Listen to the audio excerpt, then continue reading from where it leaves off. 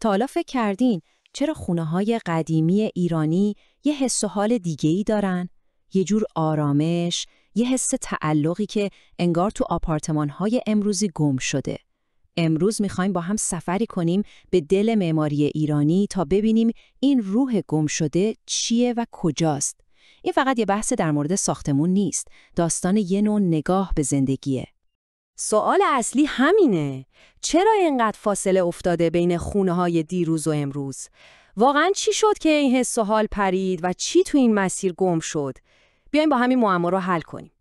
خب، برای اینکه جواب رو پیدا کنیم باید برگردیم به ریشه ها.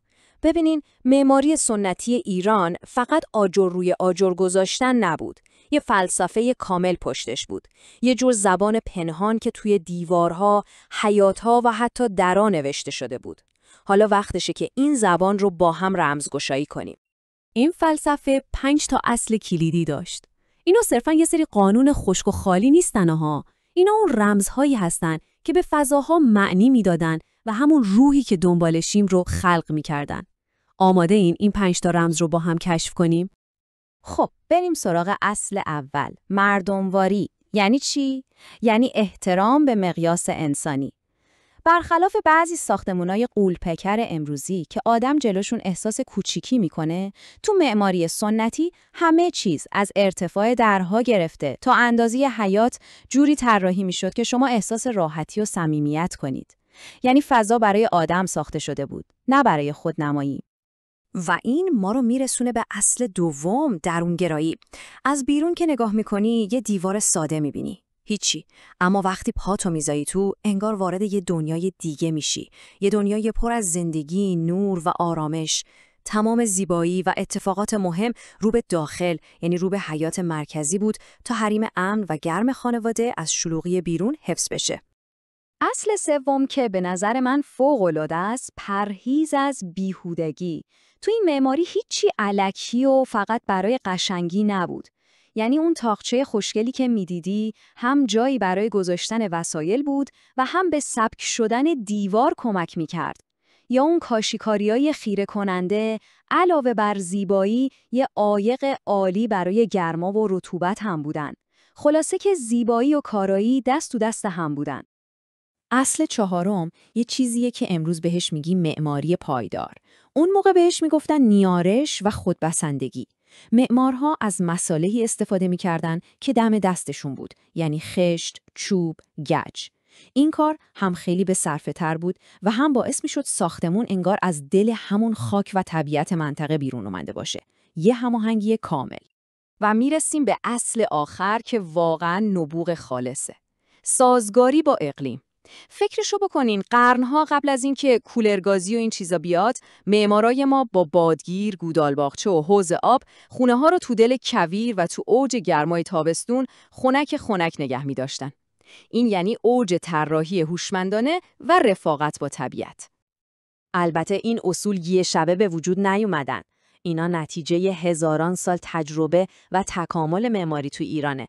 از اون نظم و شکوه هخامنشی تو تخت جمشید بگیر تا اون اوج هنر و ظرافت تو اصفهان دوره صفوی. هر دوره یه چیزی به این حکمت اضافه کرده. خب تا اینجا با اصول و تئوری کار آشنا شدیم. حالا وقتشه ببینیم اینا توی عمل چه شکلی یه خونه رو تبدیل به یه پناهگاه امن و آروم می‌کردن. بیایم با هم قدم به قدم وارد یکی از این خونه ها بشیم و ببینیم چه خبره. ورود به خونه خودش یه فرایند بود، یه سفر کوتاه.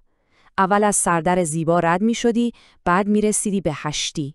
اینجا یه مکث کوتاه می کردی تا شلوغی کوچه رو همون بیرون جا بذاری. بعد از یه دالان پیچ در پیچ می گذشتی و بوم، یهو خودتو توی آرامش مطلق حیات پیدا می کردی. این یه طراحی هوشمندانه برای جدا کردن دنیای خصوصی از فضای عمومی بود. و اما حیات فقط یه فضای خالی وسط ساختمون نبود. انگار اتاق نشیمن اصلی خونه بود، ولی بدون سقف. اینجا جایی بود که زندگی خانواده با طبیعت و آسمون و صدای آب قاطی میشد. از بازی بچه‌ها گرفته تا مهمونی‌ها و دور همی‌ها، همه چیز تو این بهشت کوچیک خصوصی اتفاق می‌افتاد. یه تقسیم بندی خیلی هوشمندانه دیگه هم وجود داشت. اندرونی و بیرونی.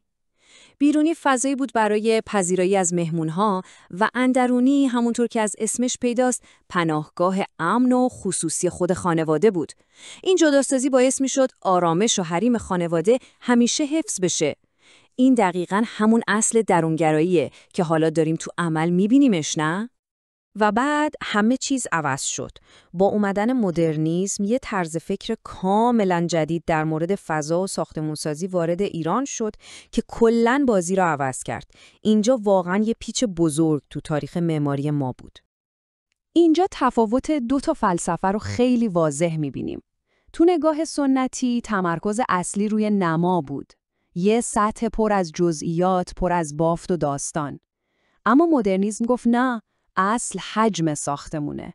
یه مکعب ساده. زیبایی دیگه تو تزیینات نبود، تو بازی نور و سایه روی این حجمای ساده بود. این جمله از لکوربوزیه که یکی از غول‌های معماری مدرنه انگار کل فلسفه جدید رو توی یه خط خلاصه میکنه. میبینید همه چیز شد حجم و نور. دیگه جایی برای اون جزئیات و تزیینات پرمعنایی که ازشون حرف زدیم نموند. خب، به آخر بحثمون رسیدیم.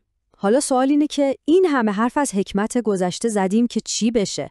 آیا اینا فقط یه سری خاطره قشنگن که باید تو کتابا بخونیمشون یا نه واقعاً میتونن راه آینده رو به ما نشون بدن؟ چالش اصلی دقیقاً همینه. این میراث یه عتیقه خاک خورده تو موزه نیست، یه چشمه زنده است که میتونه به ما الهام بده. سوال این نیست که چطور به گذشته برگردیم، چون اصلاً ممکن نیست. سوال اینه که چطور میتونیم اون حکمت، اون روح رو برداریم و تو دنیای امروز یه شکل جدید و امروزی بهش بدیم. چطور میتونیم دوباره به خونه هامون روح بدیم،